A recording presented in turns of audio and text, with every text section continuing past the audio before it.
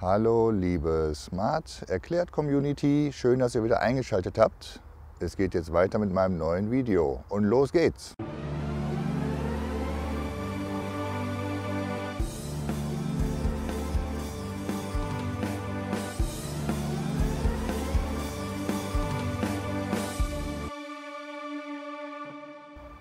Manchmal kommt es ja einfach vor, dass der Smart nicht anspringt, weil die Batterie zu schlapp ist.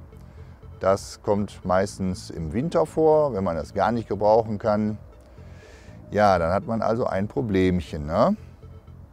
Man kann dann zum Beispiel die Batterie wieder aufladen. Das dauert aber dann auch wieder lange. Oder es gibt auch diese Batteriebooster, diese tragbaren Aufladegeräte. Die hat aber nicht jeder. Man kann natürlich auch einen Automobilclub anrufen, da gibt es ja diverse, aber das dauert alles lange. Es gibt aber noch eine andere super Möglichkeit, den Smarty wieder zum Laufen zu bringen. Man kann einen Smart auch anschieben. Ja, viele sagen jetzt, ja das habe ich ja noch nie gehört, das kann doch nicht sein, das ist doch ein Automatikwagen. Ja, das ist ja ein Halbautomatik quasi. Aber, ihr glaubt es nicht, ich werde es euch gleich zeigen, den Smart kann man tatsächlich anschieben. Die Batterie, die darf allerdings nicht komplett leer sein. Auch wenn die Batterie es nicht schafft, den Motor zu starten, sollte die Batterie trotzdem noch so viel Energie haben, dass der sogenannte Kupplungsaktuator noch betätigt werden kann. Das heißt, man muss also noch einen Gang einlegen können und die Elektronik sollte dann auch noch funktionieren. Sonst geht das natürlich auch nicht, aber meistens ist das ja so der Fall, dass die Batterie noch ein bisschen Saft hat. Auf dieses Video hier hat mich übrigens der Outliner gebracht. Das ist der Nickname bei uns im www.smart-forum.de.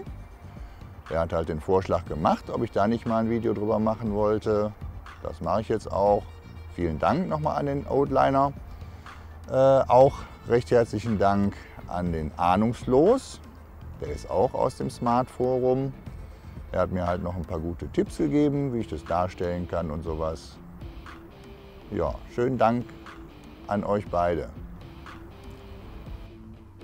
Am besten schaut ihr euch das Video jetzt mal in Ruhe an. Wenn ihr dann wisst, wie es funktioniert, wie man den Smart anschieben kann, probiert ihr das am besten einfach mal aus, wo der Smart eigentlich noch in Ordnung ist. Damit man aber im Notfall dann weiß, wie es wirklich funktioniert.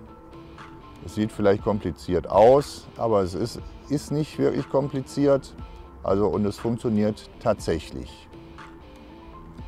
Ich werde jetzt mal an eine Stelle fahren, wo die Straße richtig schön bergab geht, damit ich euch das mal einfach demonstrieren kann. Damit ich da jetzt nicht aber noch 15 Leute engagieren muss, die den Smart dann schieben müssen. Wie gesagt, mache ich das an einem Hang.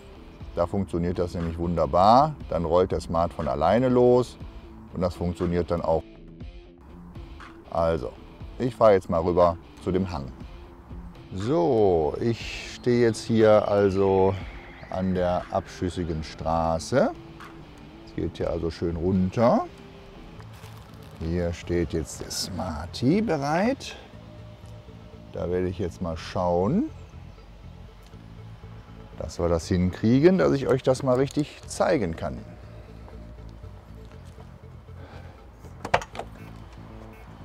So, los geht's. So, jetzt müsst ihr euch nur noch vorstellen, dass ich jetzt von 5 Leuten hier angeschoben werde und dann kann ich euch auch zeigen, wie man das macht, wie man den Smart richtig anschiebt, was man hier also alles machen muss. So, als allererstes tritt man mal kräftig auf die Bremse und hält die Bremse fest und hält die gedrückt. Dann macht man die Zündung an. Dann schiebt man den Schaltwählhebel nach links. Dann muss die 1 im Display stehen. Dann kann man in Ruhe die Handbremse lösen. Dann tritt man aufs Gaspedal und ganz wichtig, man muss das Gaspedal ganz durchtreten, bis es nicht mehr weitergeht. Jetzt passiert noch gar nichts, der Smart rollt noch nicht. Der Smart rollt jetzt erst, wenn ich den Gangwählhebel ganz nach vorne drücke und ihn auch vorne festhalte. Dann rollt der Smart erst los bzw. kann erst angeschoben werden. Bei einer bestimmten Geschwindigkeit springt der Smart dann im Idealfall auch an. Ich zeige es gleich nochmal im Detail. Wie gesagt, ich erkläre es euch jetzt nochmal ganz langsam. Als erstes tritt man mit dem Fuß auf die Bremse, dann schaltet man die Zündung ein. Das N muss natürlich dann im Display erscheinen.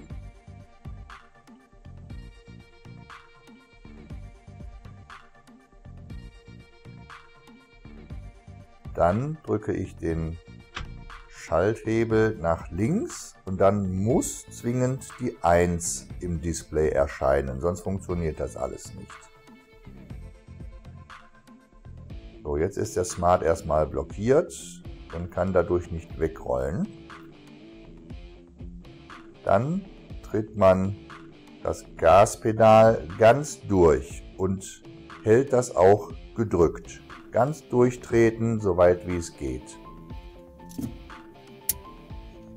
Jetzt kann man die Handbremse lösen, es passiert immer noch nichts. Erst wenn man jetzt den Schalthebel ganz nach vorne drückt und diesen auch da festhält, rollt der Smart los bzw. kann er angeschoben werden.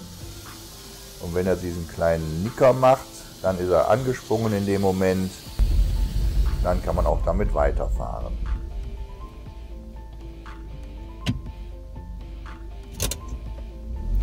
Gas. Jetzt kann man es auf dem Drehzahlmesser auch sehen. Der Smart läuft tatsächlich gar nicht so schwer. Am besten probiert ihr das selber einmal aus, bevor der Ernstfall eingetreten ist.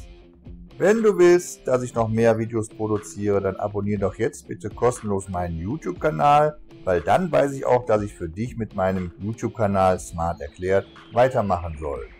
Das würde mich sehr freuen. Danke fürs Zuschauen und bis zum nächsten Mal. Ciao.